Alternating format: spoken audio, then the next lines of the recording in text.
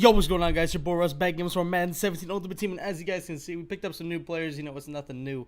I pick up a lot of new players, and then I end up, for some reason, just selling them later. But you guys can see, we don't have any coins left. We have like 43k, but I was like, I wanted to build a team based around chemistry, and you guys saw, you know, I've been upgrading, you know, here and there. I actually got 50 free Team Hero badges, so I was able to get that Patrick Peterson and sell him right away for like 300 and something. I guess it was because I finished the Camp Chancellor set, so they refunded because I guess there was a problem with like a blog post and people not knowing that they were going to get refunded or given their stuff back. So, yeah, anyway, I don't know. First of all, my bad. Some of the footage actually corrupted from the game loading to the start of the game. I think the kickoff got corrupted, so I wasn't able to show you guys his top 3 players. They weren't fantastic. They were pretty good, but, you know, it wasn't anything crazy. You guys can see he does have Mariota. And also, this is actually the first game of 2. The first game was pretty short. I just had I already had all my players showing, so I just want to put that in the video. So usually I don't show super short games like this and put them at the beginning, when especially there's a good game after it. But that's just the way I did this video. But you guys can see this guy's having trouble moving the ball. 3rd and 10, he throws a pick to Zach Brown, and he does take it all the way to the house, and that is a 7-0 lead early. And then this dude actually gets back on offense. And you guys well, first of all, I don't know how he didn't block that kick. That was super fucking close. And then he gets back on offense. He runs the ball. My D-line just breaking through. My D-line stops the run like a beast. Doesn't get a lot of pressure. Or it gets pressure, but doesn't get a lot of sacks. But it does stop the run really well. Right there, Ronald Darby does come up with the interception. And you guys will see he does end up quitting. Ronald Darby doesn't have good catching either. So to see him make a play like that was kind of surprising to me. But anyway, you guys see he does end up quitting. So now these are our top 3 players now going into games. I did pick up that Andre Johnson for the chain mover ×2. I saw him up there for a pretty good price, I think around 250. And I was like, all right, his stats are good. He's got the ×2 chain mover. Fuck it, let's pick him up. So, you know, if he's not good, then I'll probably end up, you know, mixing around my offense a little bit more. But you guys saw we also picked up Doug Baldwin as well right here. We do go deep to Andre, and it's intercepted. That was dumb. I don't know what else to say, man. That was a dumb pass. I thought that Andre beat him, but honestly, there was double coverage, so I shouldn't have done it. But you guys can see he does have Derrick Henry, and he is trying to run the ball, you know, pretty efficiently with him. But you know, I kind of catch on to that. Usually when people run a lot, it's usually the same couple of plays, and I can eventually figure him out. But he does want to hit the flats a lot. In this game, you guys will see he goes to a lot of short out routes. He goes to a lot of short flat routes. And then we send pressure off the right side, and Ross Cockrell comes up with a strip sack. And Calais Campbell, look at the big man run into the end zone, 6-8 to the house. Let's go. So after a horrible start, we end up making a stop on defense and getting a touchdown. So defense playing a good game so far, I was going to say. And then Antonio Brown just...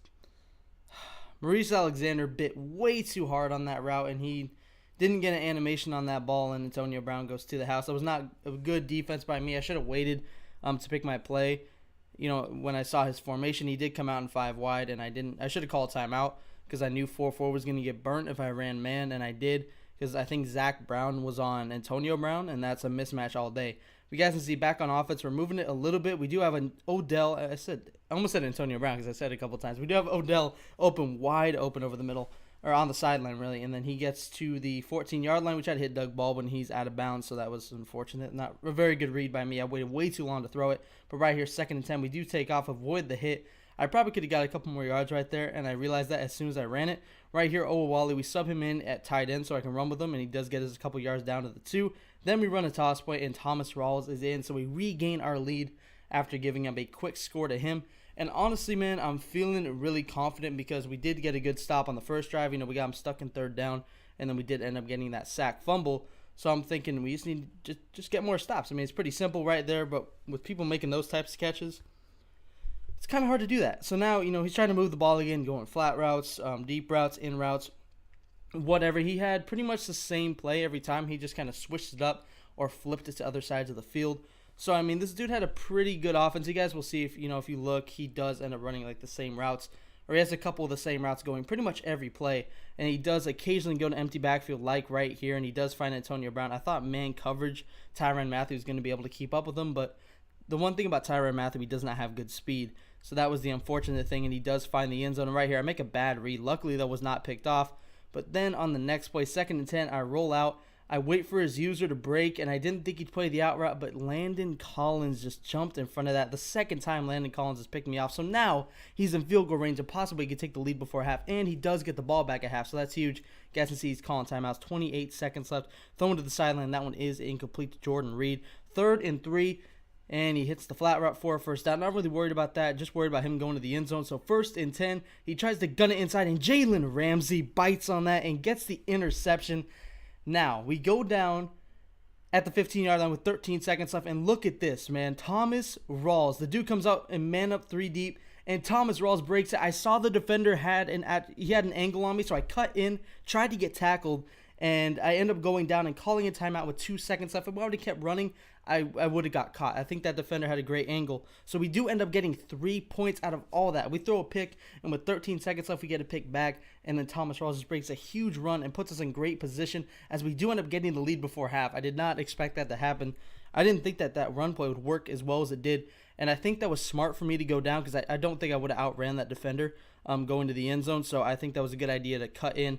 Well, actually, my thought process was to cut in, see if I could get past him, because if I got past that guy, that was a touchdown, and I wasn't able to. So, luckily, Thomas Rawls did actually go down before the time ran out, because I was luckily tackled with 2 seconds left. If he would have broken up the tackle or stayed up a little bit longer, probably wouldn't have gotten those 3 points. But you guys can see now, he's just running Derrick Henry, man. You know, he's just handing them the ball. I mean, feed the beast, 11 rushes for 40 yards. We kind of contained him in the first half, but now he's starting to break open.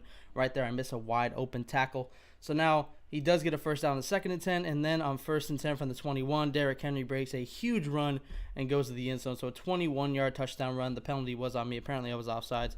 But it doesn't matter anyways. He does end up going into the end zone. So now he has the lead, 21-17, with 3 minutes and 50 seconds left in the game. Drew Brees rolling out to the left and firing a dot to Vance McDonald. I said TJ McDonald. That's a safety. Vance McDonald ends up making that catch. I don't use him a lot right there. I think that was a good play. I rolled out, and I saw Tim Hendricks coming at me, so I swerved to the right and threw it away. And then right there, Andre Johnson makes his first appearance of the game. You know, we don't hit our number 1 a lot. That was the only thing that was kind of making me not want to get Andre Johnson. But if anything, I might put him at the 2 or something like that. But you guys can see Thomas Rawls, 5 rushes for 82 yards. Obviously, a huge chunk of that came on that run. And then Drew Brees diving into the end zone for the touchdown. We do end up cashing in to go back up 24-21. So now, with 2 minutes and 33 seconds left, defense needs to lock up. We can't let him get in field goal range, and if we do, we can't let him get a touchdown.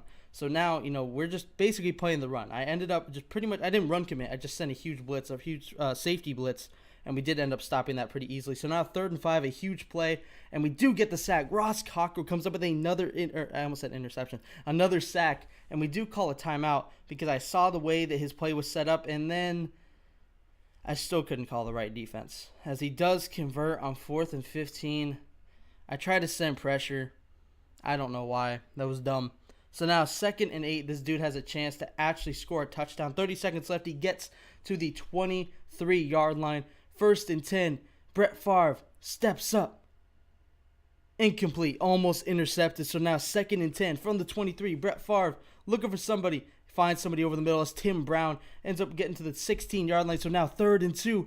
Brett Favre fires to the end zone. It bounces off Ronald Darby's hands and is intercepted by Tyrann Mathieu. The Honey Badger comes up with the clutch interception at the end of the game to get us the dub. After 3 knees and offsides and shit like that, we end up getting the dub at the very end of the game. I hope you guys enjoyed this video. This was a hell of a game, man. Thriller, man. That was a shootout thriller all the way to the end. A lot of good plays by our defense, a lot of clutch plays, a lot of fluky plays, and just a great game all around. I did hope you guys enjoyed this video. Be sure to look out for the next one. And as always, Dangerous Army, I'm out.